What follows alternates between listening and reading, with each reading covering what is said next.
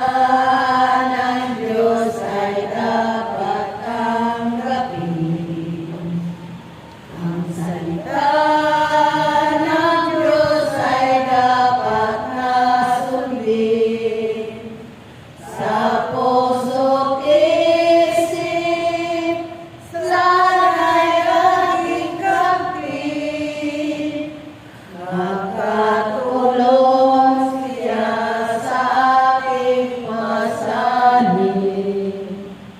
Sa paglaak dito sa mundo, maraming pagsubok ang matatamo. Pakinggan mo, isa buhay mo, ang salita ng Diyos ang tanging gabay mo.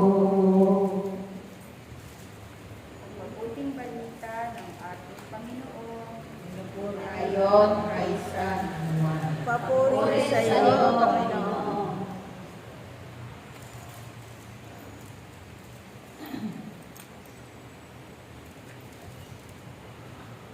Magkakaiba ang palagay ng mga tao tungkol sa Kaniya. Ibig ng ilan na dakpit siya, ngunit wala namang nangahas umuli sa Kanya. Ang mga kawal na bantay sa templo ay nagbalik sa mga punong saserdote at sa mga pariseyo. Bakit hindi ninyo siya dinala rito? Tanong nila sa mga bantay. Sumagot sila, wala pa pong nagsalita ng gaya niya. Kayo man ba'y nalinlang din? Tanong ng mga pariseyo. Mayroon bang pinuno o pariseyong naniniwala sa kanya? Wala. Mga tao lamang na walang nalalaman sa kautusan ang naniniwala sa kanya. Mga sinumpa. Isa sa mga naroon ay si Nicodemo na nagsadya kay Jesus nung unang tinanong niya sila. Labag sa ating kautusan na hatulan ng isang tao nang di muna nililitis at inaalam kung ano ang kanyang ginawa. Hindi ba? Sumagot sila, ikaw ba'y taga-Galileyain? Magsaliksik ka at makikita mo na walang propetang nagmumula sa Galilea. Mga kapatid, ang mabuting balita ng ating Panginoon. Pinupuri ka namin, Panginoon Hesus Kristo. Ang Salita ng Diyos ay dapat tanggapin.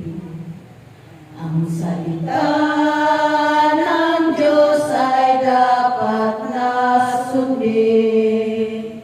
Sa puso't isip, sana'y laging kampi.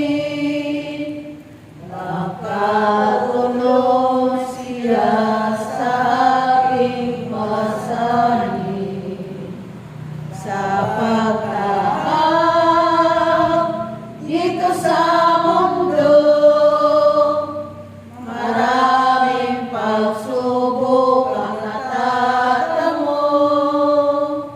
Pakinggan mo, isa buhay mo, ang salita ng Diyos ang tanging gabay mo.